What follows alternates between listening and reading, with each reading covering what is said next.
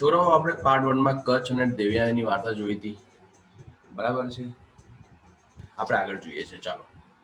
In course of time, the Asurs found out why Kutch was staying with Sukracharya. They did not want the secret of reviving dead people to be known to the Devas, and therefore they decided to remove Kutch from Sukracharya's hermitage for good. That could only be done by killing him. સમય જતા જે અસુરો હોય છે, દાનવો હોય છે, તેમને ખબર પડે છે કે ભાઈ કચ્છ શુક્રાચાર્ય સાથે કેમ રહી રહ્યો હોય છે, બરાબર છે. અને સીધી અસુર છે છોકરાઓ, કોઈ પણ અસુર તે સમયે ઈચ્છે જ નહીં કે આ જે સંજીવની વિદ્યા છે જે શુક્રાચાર્ય પાસે જ છે તે લીક થાય, એટલે કે આનો મતલબ કે તે દેવોને મળી જાય. એટલે એ અસુરો હતા તે ઈચ્છતા નહોતા કે આ જે સંજીવની વિદ્યા છે દેવોને દેવોની જાણમાં જાય. એટલે એ લોકો શું વિચાર કર્યું, એ લોકો શું ડિસાઈડ કર્યું, એ લોકોએ ડિસાઈડ કર્યું કે કચ્છને ગમે તે રીતના હટાવો. ક્યાંથી? શુક્રાચાર્યના આશ્રમમાંથી. હવે એ કેવી રીતના થઈ શકે એ પણ પ્રશ્ન હતો. તે થાય કેવી રીતના? જ્યાં જો એને મારવામાં આવે તો જ પોસિબલ છે. ચાલો.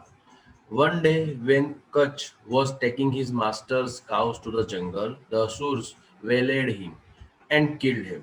But they had to do away with his body. They were afraid that Shukracharya might revive Kutch, so they cut his body into pieces and gave the pieces to wolves and jackals. એક દિવસની વાત છે જ્યારે કચ્છ જે કચ્છ હોય છે બૃહસ્પતિનો છોકરો, એ એમના જે પણ શુક્રાચાર્યના કહેવા પ્રમાણે એમની જે ગાયો હોય છે આશ્રમની, તેને ક્યાં લઈ જાય? ચરાવવા માટે જંગલમાં લઈ જાય છે. હવે અસુરને ખબર પડી જાય છે કે આ ત્યાં જઈ રહ્યો છે, તો અસુર શું કરે છે? એને વેલેડ હિમ, એટલે કે એને હજુ દૂર લઈ જાય છે આશ્રમથી, બરાબર છે, અને દૂર લઈ જઈને એને મારી નાખે છે. હવે આ તો મારી તો નાખ્યો એને, પણ હવે એ લોકોને તો એક ડર તો હતો જ કે ભાઈ જો જેમ અસુરોને શુક્રાચાર્ય રિવાઈવ કરતા હતા, એટલે કે જીવતદાન આપતા હતા, તેમ શુક્રાચાર્ય આપણે કચ્છને પણ આપી શકે છે. એટલે એમણે વિચાર્યું હતું કે આના શરીર સાથે કંઈક તો એવું કરવું પડશે કે જે ફરીથી એ જીવતો ન કરી શકે. તો એમણે શું કર્યું કે એની જે બોડી હતી તેને કટ કરી નાખ્યા, નાના નાના નાના ટુકડામાં કટ કરી નાખ્યું, અને એ જે કટકા હતા તે વરુ અને જે શિયાળ હોય છે તેને ખવડાવી દીધા. જુઓ આગળ શું થાય છે. In the evening, Devyani was waiting for Kutch, but the cows returned home without him. Devyani was upset. She went to her father and said, હવે સાંજે દેવ્યાની રોજની જેમ એની રાહ જોઈ રહી હોય છે, કોની? કચ્છની. પણ જે ગાયો હોય છે તે કચ્છને લીધા વગર જ ઘરે પહોંચે છે, એટલે કે આશ્રમમાં પહોંચે છે. દેવ્યાની ઉદાસ થઈ જાય છે, તેના ફાધર પાસે જાય છે અને કહે છે, The sun has set. The cows have returned home. Kutch has not come. He is either lost or dead.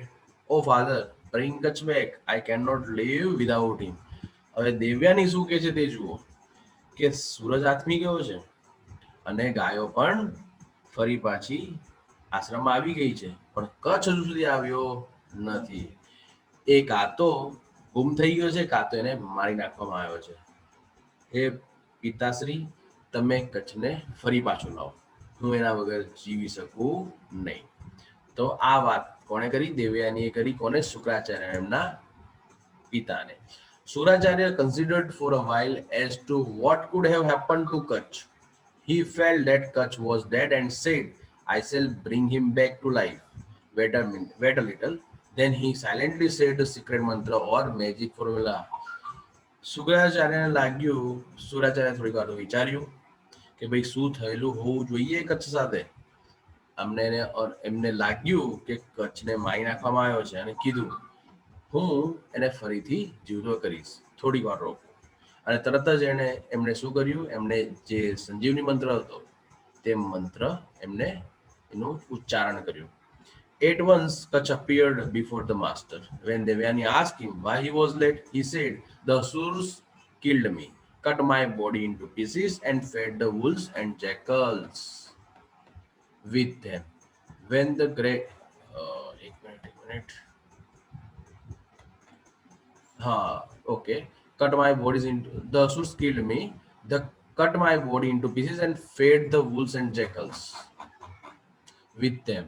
When the great saint, your father, summoned me, I came out of the wolves and jackals, tearing their bodies, and now I stand before you. જુઓ છોરાઓ બહુ જબરદસ્ત વાત કરી છે. જ્યારે સંજીવની મંત્રનું ઉચ્ચારણ કર્યું શુક્રાચાર્ય, ત્યારે અચાનક જ કચ્છ એ શુક્રાચાર્ય એટલે કે સંતની સામે જઈને ઊભા રહી ગયો, એટલે કે એકદમથી અપિયર થયા, ઊભા થયા. વેન દેવ્યા, હવે દેવ્યાનીએ પૂછ્યું કે ભાઈ તમે કેમ લેટ થયા?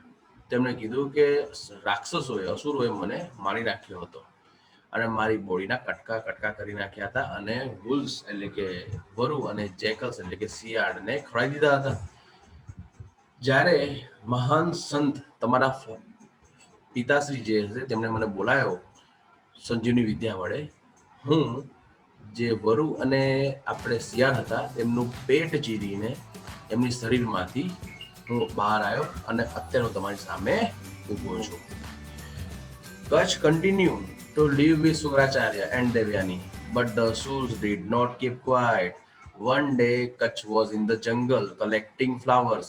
When the Asurs caught him, they killed him and grinding his body into paste. They mixed it with the waters of the ocean. જુઓ, હજુ બીજો પ્રસંગ આવી રહ્યો છે. અસુરોને તો ગમે તે રીતના કચ્છને મારવો જ હતો.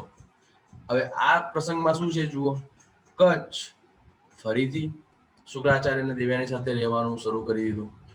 પણ અસુરો શાંત નહીં રહ્યા. એમણે એક દિવસે શું કર્યું, જ્યારે કચ્છ જંગલમાં ગયો હતો આપણે ફૂલો લેવા માટે, ત્યારે અસુરોએ એને ફરી પકડી લીધો. અસુરોએ એમને મારી નાખ્યો અને એની બોડીને પીસીને એને પેસ્ટ બનાવી દીધું. પેસ્ટ એટલે એકદમ ચટણી જેવું કરી નાખ્યું અને પછી એમને એની સાથે મિક્સ કરી દીધું, પાણી આપણે સમુદ્રના પાણી સાથે મિક્સ કરી દીધું. જો છોરો આ હદ સુધી લોકો ગયા. શું થાય છે આગળ જોઈએ છે. Devyani was again in despair when Kacha did not return from the જંગલ.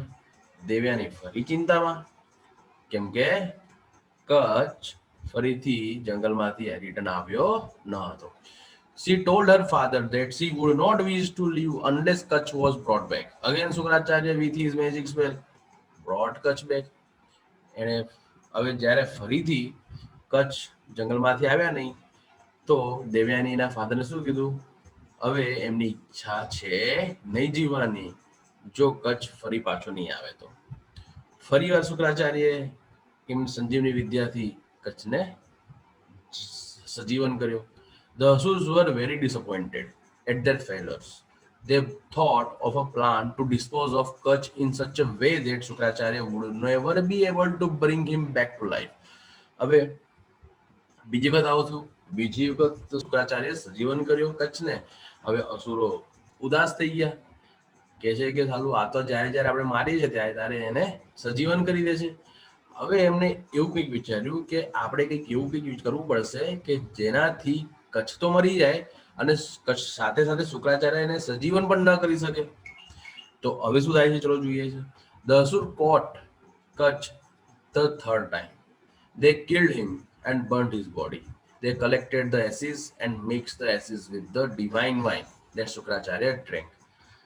ફરીથી અસુરે પકડ્યો ત્રીજી વખત કોને, કચ્છને. તેઓએ એને મારી નાખ્યો અને એની બોડીને સળગાવી દીધી, શરીરને સળગાવી દીધું. હવે એ જે શરીરને સળગાવ્યું તો જે રાખ રહે તે રાખને કલેક્ટ કરી ભેગી કરી અને જે શુક્રાચાર્ય જે સોમરસ પીતા હતા તેની અંદર મિક્સ કરી દીધી. When Kutch was missing again, Devyani said to her father, "Father, Kutch went out to gather firewood, but he has not come back. Surely he is lost or dead."